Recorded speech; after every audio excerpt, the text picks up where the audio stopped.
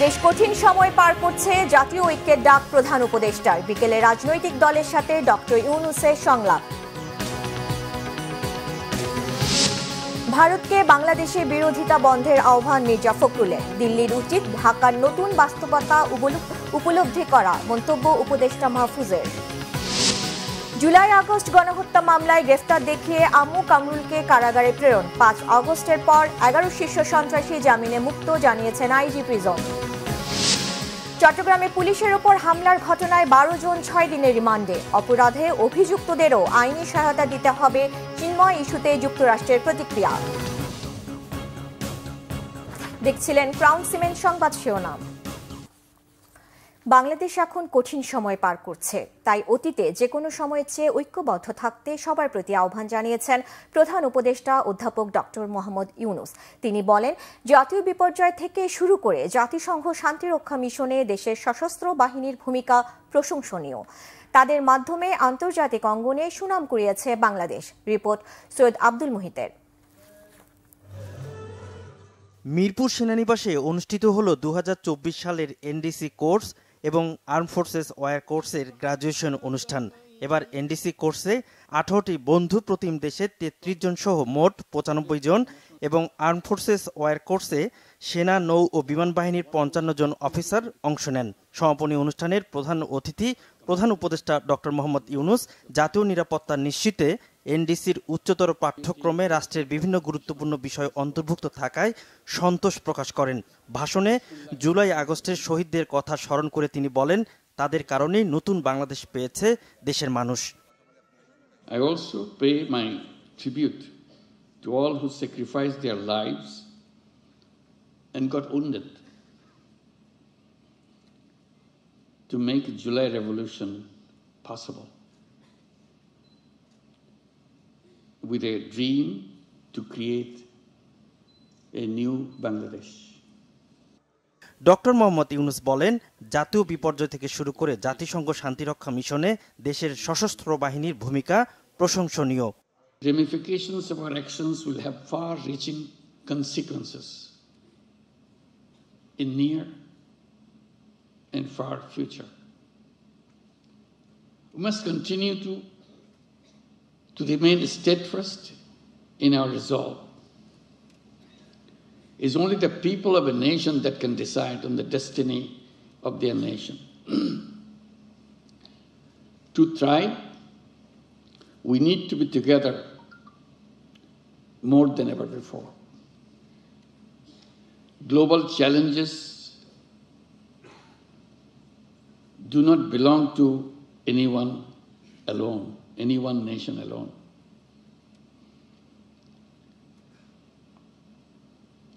They need multilateral efforts to overcome. The global problem solving must therefore rely on cooperation, not conflict. সমাপনী অনুষ্ঠানে সফল course সম্পন্নকারীদের হাতে certificate তুলে দেন প্রধান উপদেষ্টা ডক্টর মোহাম্মদ ইউনূস। সৈয়দ আব্দুল মুহিত, বাংলা ভিশন, ঢাকা। সব রাজনৈতিক দলের সঙ্গে বৈঠকে বসছেন প্রধান উপদেষ্টা অধ্যাপক ডক্টর মোহাম্মদ ইউনূস। রাষ্ট্রীয় অতিথি ভবন যমুনায় বিকেল ৪টায় এই বৈঠক অনুষ্ঠিত হবে। বিএনপির ৫ সদস্যের প্রতিনিধি দলে নেতৃত্ব দেবেন দলের স্থায়ী কমিটির সদস্য ডক্টর খন্দকার মোশাররফ হোসেন। আরও থাকবেন ডক্টর আব্দুল মঈন খান, নজরুল ইসলাম খান, আমির খসরু মাহমুদ চৌধুরী ও অধ্যাপক ডাক্তার AZM জাহিদ হোসেন। জামায়াতে ইসলামের প্রতিনিধি দলে নেতৃত্ব দেবেন দলের আমির ডাক্তার শফিকুর রহমান। বৈঠকে দেশে চলমান নানা ইস্যুতে জাতীয় ঐক্যের ডাক দেবেন নোবেল জয়ী অর্থনীতিবিদ ডক্টর মোহাম্মদ ইউনূস। বৃহস্পতিবার ধর্মীয় সম্প্রদায়ের নেতাদের সঙ্গে বৈঠক করবেন প্রধান উপদেষ্টা। সংখ্যালঘুদের ওপর হামলা হচ্ছে এমন মিথ্যা তথ্য ছড়িয়ে বাংলাদেশকে অস্থিতিশীল করা হচ্ছে, অভিযোগ বিএনপি মহাসচিব মির্জা ফখরুল ইসলাম আলমগীরের।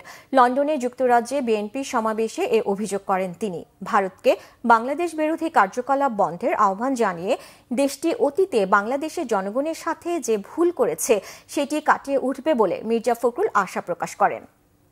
ফেক একটা ডিসইনফরমেশন ছড়িয়ে দিয়ে সমস্ত এই যে আমাদের স্বাধীনতা সার্বভৌমত্বকে জয় করবার যে গৌরব, যে আনন্দ, সবকিছু ম্লান করে দিচ্ছে এবং আমাদের ভবিষ্যতে আবার অন্ধকারের দিকে ঠেলে দিচ্ছে, এই বিষয়টা আপনাদেরকে সকলকে সজাগ থাকতে হবে।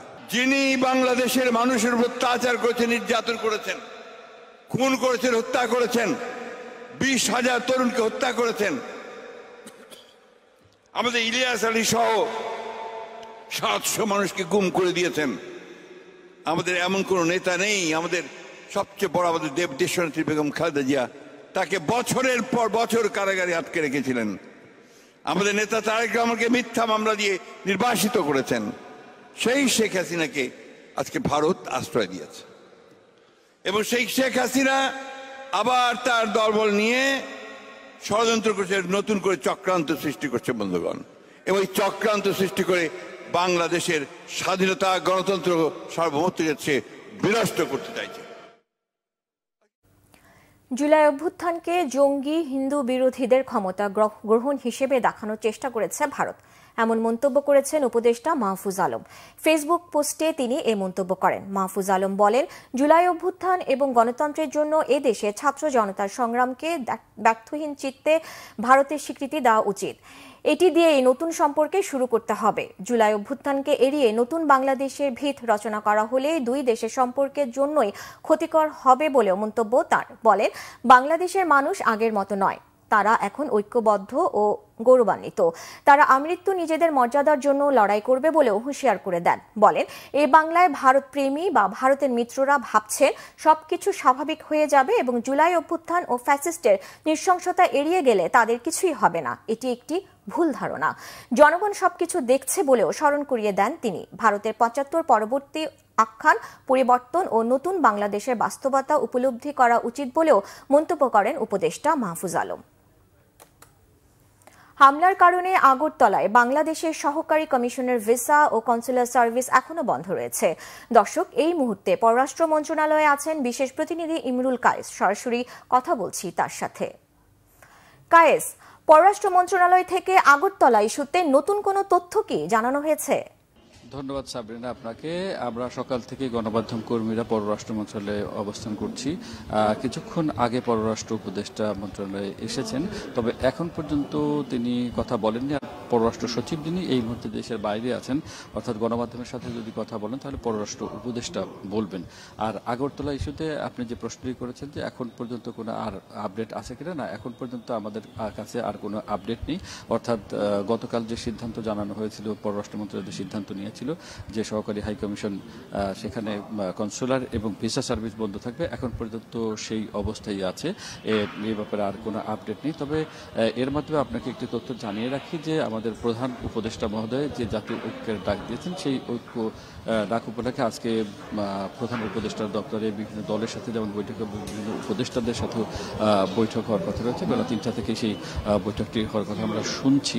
তো সেখান থেকে আসলে কোনো নতুন করে কোনো নির্দেশনা আছে কিনা বা নতুন করে কোনো আপডেট আসে কিনা, সেই অপেক্ষায় আমরা যেমন আছি তেমনি আমরা পররাষ্ট্র উপদেষ্টার দিকেও তাকিয়ে আছি। কারণ গতকালকে যখন ভারতের হাই কমিশনারকে তলব করা হয়েছিল তখন কিন্তু আমরা পররাষ্ট্র উপদেষ্টাকে ধরেছিলাম, মানে তার কাছে জানতে চেয়েছিলাম এই বিষয়ে। তিনি তখন কোনো কথা বলেননি এবং সংশ্লিষ্ট যে ভারপ্রাপ্ত পররাষ্ট্র সচিব রয়েছেন রিয়াদ হামিদুল্লাহ, তিনিও আমাদের সাথে অর্থাৎ গণমাধ্যমের সাথে কোনো কথা বলেননি। তবে ভারতীয় হাই কমিশনার আমাদের সাথে কথা বলেছেন এবং তিনি জানিয়েছিলেন যে আসলে ঘটনা যাই ঘটুক, দুই দেশের সম্পর্ক এবং দুই দেশের যে বন্ধুত্বমূলক সম্পর্ক সেটা অটুট থাকবে। দুই একটি নির্দিষ্ট ঘটনাকে কেন্দ্র করে দুই দেশের সম্পর্ক যেমন প্রভাবিত হওয়ার সুযোগ নেই, কারণ দুই দেশের মধ্যে ইন্টারডিপেন্ডেন্সি রয়েছে। তো আজকে আমরা আশা করছি যে পররাষ্ট্র উপদেষ্টা যখন বের হবে তখন আমরা তার সাথে কথা বলার চেষ্টা করব। নতুন কোনো তথ্য থাকলে বা কোনো আপডেট থাকলে আপনার মাধ্যমে আবার জানিয়ে দেওয়ার চেষ্টা করব। সাবরিনা, এই ছিল এখানকার পরিস্থিতি। ধন্যবাদ ইমরুল কায়েস। জুলাই আগস্টে গণহত্যার অভিযোগে আওয়ামী লীগ নেতা ও সাবেক মন্ত্রী আমির হোসেন আমু ও অ্যাডভোকেট কামরুল ইসলামকে ট্রাইব্যুনালের মামলায় গ্রেফতার দেখিয়ে কারাগারে পাঠানো হয়েছে। 17 ডিসেম্বরের মধ্যে মামলার তদন্তের অগ্রগতি প্রতিবেদন ও তাদের হাজিরের নির্দেশও দিয়েছে আন্তর্জাতিক অপরাধ ট্রাইব্যুনাল। এস.এম. ফাইজের রিপোর্টে বিস্তারিত। একেই বলে নিয়তি, নিজের গড়া ট্রাইব্যুনালে আসামির কাঠগড়ায় সাবেক মন্ত্রী অ্যাডভোকেট কামরুল ইসলাম আর 14 দলের সমন্বয়ক ও আওয়ামী লীগ নেতা আমির হোসেন আমু। বুধবার বেলা 12টা থেকে শুরু হয় ট্রাইব্যুনালের বিচার কাজ। এ সময় কাঠগড়ায় থাকা দুই আসামি আমির হোসেন আমু ও কামরুল ইসলামের অভিযোগের বিষয়ে প্রসিকিউশন থেকে বক্তব্য তুলে ধরা হয়।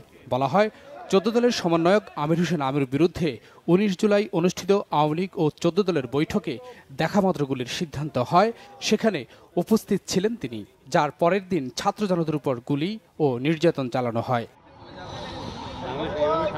অ্যাডভোকেট কামরুল ইসলামের বিরুদ্ধে নিউ মার্কেট সাভার থানায় সরকারের সহযোগী হিসাবে কাজ করার অভিযোগ। ইতিমধ্যে তদন্তে যে সমস্ত অভিযোগ পাওয়া গিয়েছে আমরা সেগুলোকে ট্রাইব্যুনালের সামনে পড়ে শুনিয়েছি, তারাও শুনেছেন। ট্রাইব্যুনাল পরবর্তীতে আমাদের আবেদন মঞ্জুর করে তাদেরকে ট্রাইব্যুনালের মামলায় গ্রেফতার দেখিয়েছেন এবং কারাগারে প্রেরণের নির্দেশ দিয়েছেন। এই দুই নেতা সরকারের উচ্চ পর্যায়ের মন্ত্রী হওয়ায় তাদের গ্রেপ্তার করে তদন্ত চালানোর আবেদন করে প্রসিকিউশন। এই প্রসিকিউশন টিম থেকে কোনো অবিচার আই মানুষ আর দেখবে না।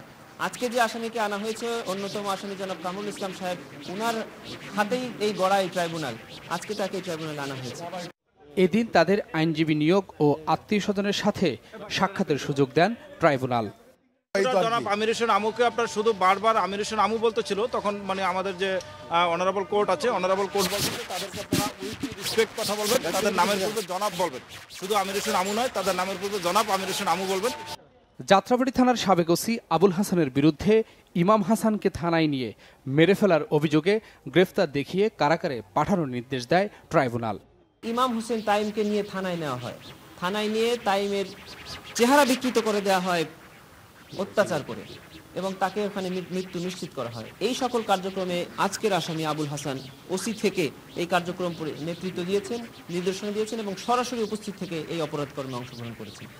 এদিকে সাবেক প্রধানমন্ত্রী শেখ হাসিনাকে ফেরাতে ইন্টারপোলের রেড নোটিশের কোনো অগ্রগতি নেই বলে জানায় প্রসিকিউশন টিম।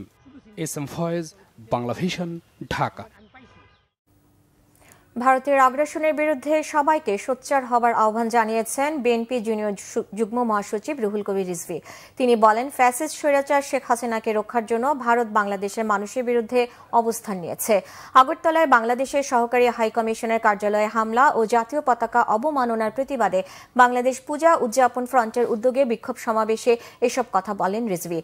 বিক্ষোভ সমাবেশে শেষে ফ্রন্টের নেতাকর্মীরা প্রেস ক্লাব থেকে নয়াপল্টন সড়ক পর্যন্ত পদযাত্রা করে। রুহুল কবির রিজভী বলেন, ভারতীয় আগ্রাসনের বিরুদ্ধে বাংলাদেশের হিন্দু মুসলমান সহ সবাই একসাথে লড়বে। আগরতলায় সহকারী হাইকমিশনের গেট ভেঙে বাংলাদেশের পতাকা টেনে নামিয়ে প্রচণ্ড আঘাত করেছে ভারতের সাম্প্রদায়িক শাসক গোষ্ঠী। ভারতের মিডিয়া খেয়ে না খেয়ে বাংলাদেশের বিরুদ্ধে অপপ্রচার করছে বলেও মন্তব্য করেন বিএনপির সিনিয়র যুগ্ম মহাসচিব। হিন্দুত্ববাদী এতখানি সাম্প্রদায়িক, এতখানি অন্ধ যে শেখ হাসিনাকে রক্ষা করার জন্য আপনারা বাংলাদেশের মানুষের বিরুদ্ধে, আন্দোলনকামী মানুষের বিরুদ্ধে, শহীদ মুগ্ধর বিরুদ্ধে, শহীদ আবু সাইদের বিরুদ্ধে আপনারা আপনাদের প্রচারণা যেটা চালাচ্ছেন, আমাদের এই শহীদদের বিরুদ্ধেই সেটা যায়। গণতন্ত্রের জন্য আমাদের মহান আত্মত্যাগ, সেই মহান আত্মত্যাগকে আপনারা ভুলুণ্ঠিত করার চেষ্টা করছেন, তাতে কোনো লাভ হবে না। 5 আগস্টের পর 11 জন শীর্ষ সন্ত্রাসী ও জঙ্গি সহ 174 জন অপরাধী জামিনে মুক্তি পেয়েছে। কারাগার থেকে পালিয়ে যাওয়া বন্দীদের মধ্যে এখনও 700 জন গ্রেফতার হয়নি বলে জানিয়েছেন কারা মহাপরিদর্শক ব্রিগেডিয়ার জেনারেল মোতাহের হোসেন। বুধবার সকালে কারাগারের বিভিন্ন বিষয় নিয়ে সংবাদ সম্মেলনের আয়োজন করে কারা অধিদপ্তর। সংবাদ সম্মেলনে কারা মহাপরিদর্শক বলেন, দেশের 69টি কারাগারের মধ্যে 17টি অতি পুরনো থাকায় ঝুঁকিপূর্ণ রয়েছে। কারাগারের বিভিন্ন দুর্বলতার কারণে বন্দীরা পালিয়েছে, তবে তা তদন্ত করে ব্যবস্থা নেওয়া হচ্ছে। কিছু গণমাধ্যম কারাগার নিয়ে বিভ্রান্তিমূলক সংবাদ পরিবেশন করছে উল্লেখ করে তিনি আরও বলেন, বিশেষ বন্দীদের কারাগারে মোবাইল ফোন ও আইসি জীবনযাপন করার সুযোগ নেই।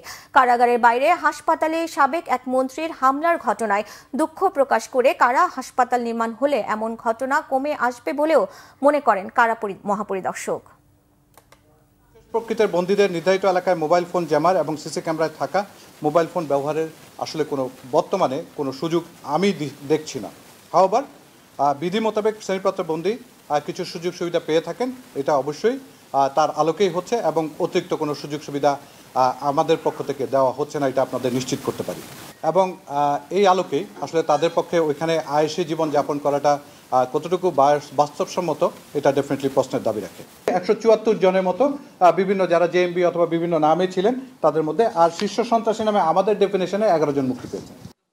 চট্টগ্রাম আদালতে বহিষ্কৃত ইসকন নেতা চিন্ময় কৃষ্ণ দাসের কারাগারে পাঠানোকে কেন্দ্র করে পুলিশের ওপর হামলার মামলায় 12 জনের 6 দিনের রিমান্ড মঞ্জুর করেছেন আদালত।